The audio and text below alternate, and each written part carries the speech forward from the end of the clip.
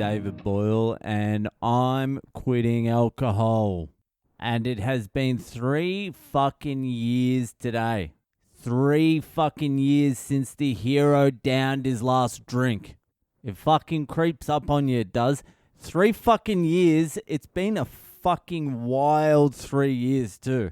A year in India, a year in lockdown, a year suicidal. It's all happened. What are some of the insights I've gained over the last 3 years? Well, it definitely gets easier. Year 0 to 1 was much harder than 1 to 2, and 2 to 3 has been much easier than the fucking previous one. When I say easier, I mean easier to abstain from drinking. Life still gets harder. There's no avoiding that. Fucking shit still gets harder, but it's fucking a hell of a lot easier than it would have been if I was still drinking. So it's still hard. There's no escaping that. If you think you're going to quit boozing and your life's going to get easy, you're fucking out of your mind.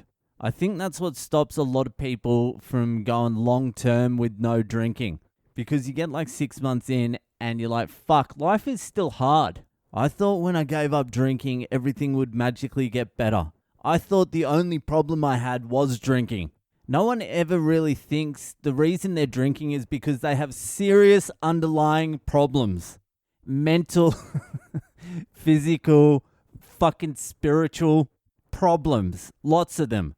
And they disappear for a little while with a couple of fucking gins and beer chasers. But you can't fucking hide from them. The booze will make you forget about them for a little while, but the problems grow bigger and bigger in the background while you're fucking distracted. And the bigger that mountain gets in the background, the more you have to drink just to fucking avoid it until you're just blacking out every night. Just to avoid looking at your shit. People do like a month, 2 months, you feel good. You're like, I don't even need the booze anymore. You start looking down on people who drink. Around about the 3-4 month mark, you're like, I'm feeling like shit. What is going on? I might as well drink, and you just start drinking again. When you get to like 3 years, you start to see things a lot clearer. You're like, I have problems. I need to fix them. I haven't got booze to make them disappear temporarily. I can't avoid them because they just start piling up. There's not much else I can do but fucking face them. All right, what's wrong with me? All right, I'm fat. When you're drunk all the time, it doesn't even matter if you're fat. You just put on a black shirt, slimming, and you just get hammered and you just fucking beer goggle yourself. You go to take a fucking leak in the toilet, wash your hands, look at yourself in the mirror, and you're like, fucking looking good. But when you're sober, you're like, fuck, I'm a disgusting pig. So you're like, I better fucking start exercising. Then you're like, what else is wrong with me? Oh, I'm an idiot. I thought I was smart for fucking 20 years, but I was just drunk. Now I have to try and get a little bit smarter, and I'm way behind the fucking 8 ball. So you're like, all right, I'm going to start reading books. And then you're like, I can't be bothered doing that. Let's watch some YouTube. But smart YouTube, scientists and shit. No bell cunts and fucking all that sort of shit. Then you're like, what else is wrong with me? You're like, well, I have fractured friendships and relationships scattered all over the fucking place because I've been emotionally unavailable since I started drinking. So I guess I got to start learning to open myself up and be vulnerable, which is the most terrifying thing for a fucking ex-booze head. That's the hard one because that's what you're being fucking avoiding with the drinking. And being vulnerable is a steep learning curve because usually when you're feeling vulnerable, you just turn to the booze and you're like, fuck you cunts, I don't give a fuck about you or anyone. When you're sober, you got to stand around in like a circle of people and not say anything and feel awkward and just go, that was fucked. It's hard work. Don't delude yourself. Fucking being sober's hard work all the fucking time. It's not like you just quit drinking and you coast. It's fucking continuous hard work. So if you're an alco and you want to quit drinking, fucking mentally prepare for that.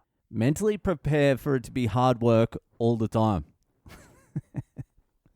Having said that though, fucking every single fucking thing in my entire life has improved and got better. Every single little fucking thing.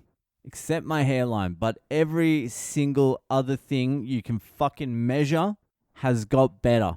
My relationship with my wife, my kids. Comedy. I'm out of the fucking crane. I've managed to fucking scratch out enough of a fucking living.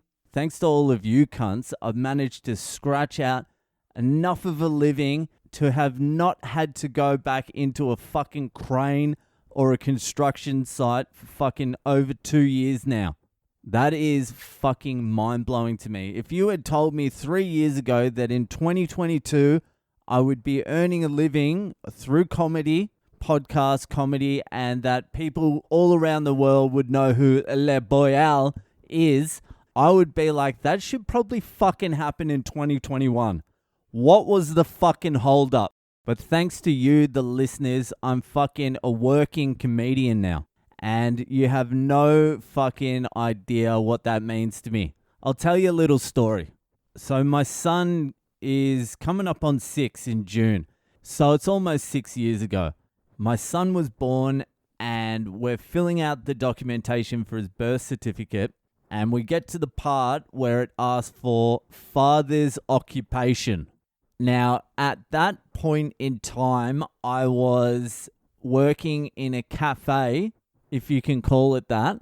I was wearing a brown hat and a brown uniform, and I was serving people hot chips, and I was making them coffees. To even say I was a barista would have been a fucking stretch. I was more like a sandwich artist at a fucking Subway. It was the most humiliating fucking job I've ever had in my entire life. Mainly because of the hat. The hat was fucked. Also, during this period, comedy wasn't going well for me. I was mainly just drinking, and I had a few good bits here and there. But mainly I cared about the drinking, and I was pretty much half-assing comedy. Even quarter-assing. I was doing fuck all. I was pretty much just wasting my time. Anyway, we get to the part where they ask for father's occupation, and my wife's filling it out, and she's like, what should I put here? That's how ambiguous what I was doing was. She's like, what the fuck should I put in your occupation? And I said, comedian. And she's like, no, I'm not putting comedian on our son's birth certificate. And I'm like, put fucking comedian down because that's what I am. And she's like giving me this look like, you are one delusional cunt. You've done like 2 open mics in the last month. I wouldn't call that a comedian. And I'm like, just put fucking comedian down because that's what I am. It might not fucking look like it at the moment, but that's what I am, and I'm gonna fucking make it happen somehow. And at that point, becoming an actual viable fucking comedian couldn't have been further away from reality. If I had put chemical engineer, I would have been fucking more likely than comedian at that point. But once it was in there, I was like, I don't care what the fuck I need to do now. Somehow I'm gonna fucking make the occupation on my son's birth certificate a fucking reality. Because it really wasn't when I put it down. It was a fucking lie. But now it's not. And that would never have happened if I didn't stop drinking. And that would never have happened if it wasn't for your support. So I only get fucking sentimental. I only get senti every now and then, but I want to fucking thank every single one of you who have listened, who have supported on the Patreon, who have bought a fucking t-shirt, who came out to the shows. You've helped make my dreams come true. And all I can do to fucking repay the debt is continue doing this podcast. I've done it 3 years without missing a fucking day, and I'll be doing that for as long as I can. That is my thank you to you.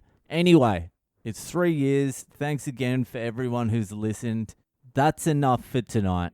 And I'll see ya the fuck later.